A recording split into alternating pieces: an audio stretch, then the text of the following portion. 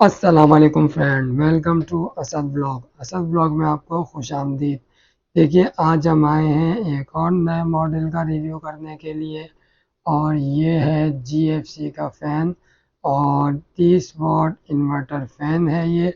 अभी मैंने कहा नया मॉडल आया हुआ है, और इसका जो है वो हवा का थ्रो भी अभी कहीं पे मैंने देखा नहीं है, लेकिन मैं सिर्फ आपको इसकी अनबॉक्सिंग करके दिखा रहा हूँ। हवा का थ्रो भी मैं आपको इसको लगा करके दिखा दूंगा इंशाल्लाह ताला कहीं पे। ये GFC फ़ैन कंपनी का है। ये 30 वॉट इन्वर्टर फ़ैन है। 18 स्लॉट की इसकी पोल स्टेटर है। इसका 18 स्लॉट का इलेक्ट्रिकल स्टील शीट है। प्योर कॉपर मोटर है। मिनिमम 5 वॉट पे चलता है, और ये इसका डिजिटल डिस्प्ले वाला रिमोट है।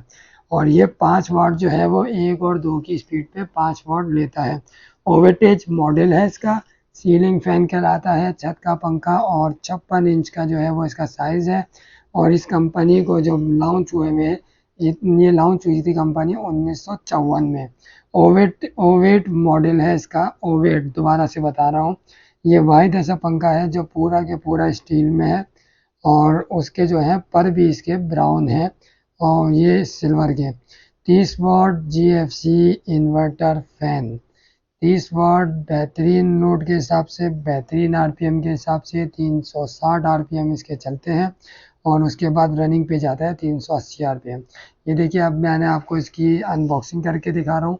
और डब्बे में से मैंने इसके निकाली ऊपर की कटोरी, जो कि पूरी के पूरी इन्होंने स्टील की बनाई है। ज़बरदस्त क्वालिटी है, ज़बरदस्त फिनिशिंग करी है। किसी भी किस्म की जो है इन्होंने इसके अंदर कोई कोताही नहीं करी। और दूसरी बात यह कि बीच में इन्होंने जो है वो इसका प्लास्टिक का एक फ्रेम बनाया हुआ है, और उसके अंदर जो है वो चूड़ी के साथ नट और स्क्रू दोनों को लगाया हुआ है। ऊपर इन्होंने GFC का जो है वो 3D वाला जो है वो लगाया है इन्होंने, GFC का स्टिकर। और 3D वाला इसका स्टिकर है, एम्बोजिंग हुआ यानी कि अलग से उभरा हुआ।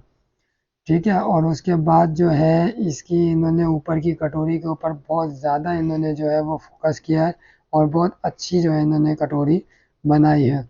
अब मैं आपको इसकी नीचे की कटोरी दिखाता हूँ। देखिए, ये भी स्टील की है। इसमें नीचे प्लास्टिक की जो है वो चूड़ी की जगह इन्होंने इस्तेमाल की हुई है। और ये जो चूड़ियों वाली जगह है ये मोटर के ऊपर इस तरह से बैठेगी, और ये इस तरह से आप चूड़ियाँ टाइट करेंगे तो ये मोटर के ऊपर टाइट हो जाएगा, ऊपर का कवर रॉड लगने के बाद। बेहतरीन रिजल्ट है, यानी कि मुझे तो बहुत अच्छा लग रहा है कि ये इन्होंने बहुत अच्छी चीज़ जो है बनाई है। और इसके नीचे आ जाते हैं, नीचे की कटोरी। ये तो ऐसा लग रहा है जैसे स्टील का कोई बाउल है, स्टील का प्याला है।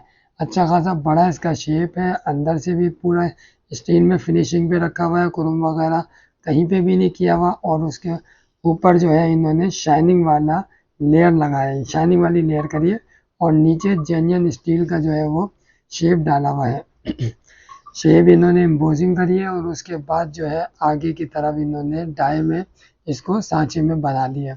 अब मैं आपको इसकी मोटर दिखाता हूँ, जो कि अपनी तारीफ़ के काबिल है। और दूसरी बात यह है कि इसमें नीचे इन्होंने वुडन कलर दिया है। वुडन एक इनकी प्लेट है नीचे की। और इसकी एक खासियत ये है कि मैंने अभी इससे पहले जो है एक और अपने व्लॉग में जो है रॉयल फैन का इसी तरह का एक मॉडल जो है उसका भी रिव्यू करा था।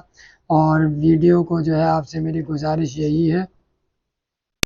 और अब जो है मैं आपको इसकी एक और ये खूबी बताता हूँ कि इसके नीचे जो है इन्होंने ऊपर की, जब आप इसकी कटोरी लगाएंगे तो उसके नीचे इन्होंने एक रबर की वाशर दी हुई है, जैसे कि ये मैं आपको अपनी वीडियो में दिखा रहा हूँ।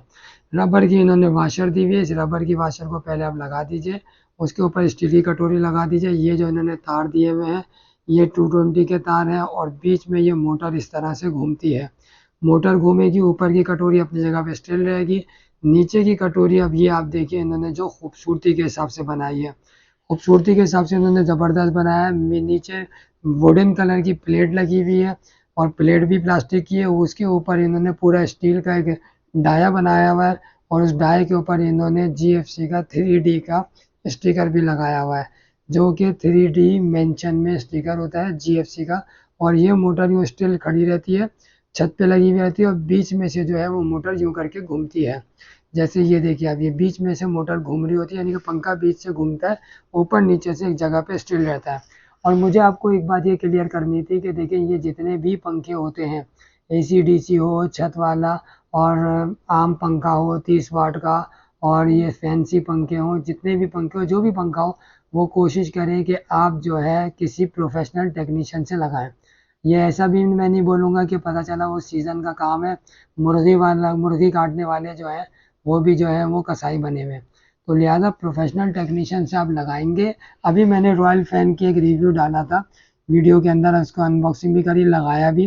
तो एक साहब मुझसे कमेंट में बोल रहे हैं कि भाई मैंने ये पंखा फिट करा था, और जो है वो पंखा फिट करने के बाद ये वो पंखा जो है वो सिर्फ मूव हो रहा था ऊपर नीचे, यानी कि हिल रहा था। तो मैंने उनको यही बोला, मैंने बोला भाई आपने किसी टेक्नीशियन से लगाया जो आप मुझे कमेंट में बोल रहे हैं? तो कहने लगे नहीं, मैंने किसी टेक्नीशियन से नहीं लगवाया, मैंने खुद लगवाया।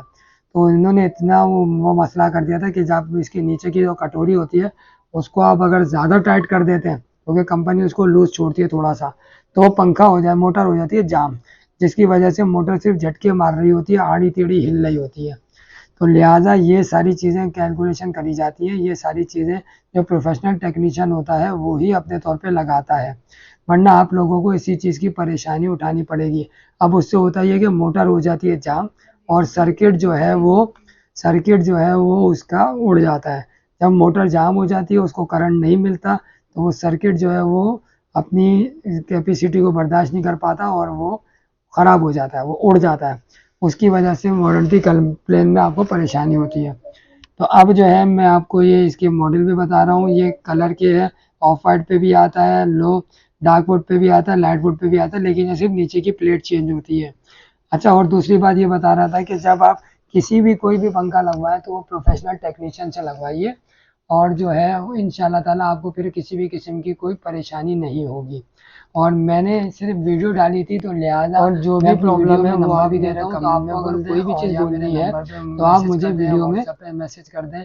जो भी पॉसिबल होगा ऑन द स्पॉट होगा तो मैं ऑन द स्पॉट आपको रिप्लाई दे दूंगा, नहीं तो फिर मैं जो हूँ कमेंट्स जब देखता हूँ तो उस टाइम पे रिप्लाई देता हूँ। लेकिन कमेंट्स में मुझे रिप्लाई देने में थोड़ा अच्छा नहीं लगता, क्यों? क्योंकि जो है जो बात मैं सरसरी तौर पे कस्टमर आप लोगों को मैं डायरेक्टली समझाना चाह रहा होता तो कमेंट में वो बात नहीं आती। जब तक कि मैं यानी कि आपको समझाना चाहूँगा तो आप जो है वो फिर दूसरी जगह पे कमेंट मेरा चले जाता है, मेरे कमेंट जो है वो ऊपर की तरफ चले जाते हैं।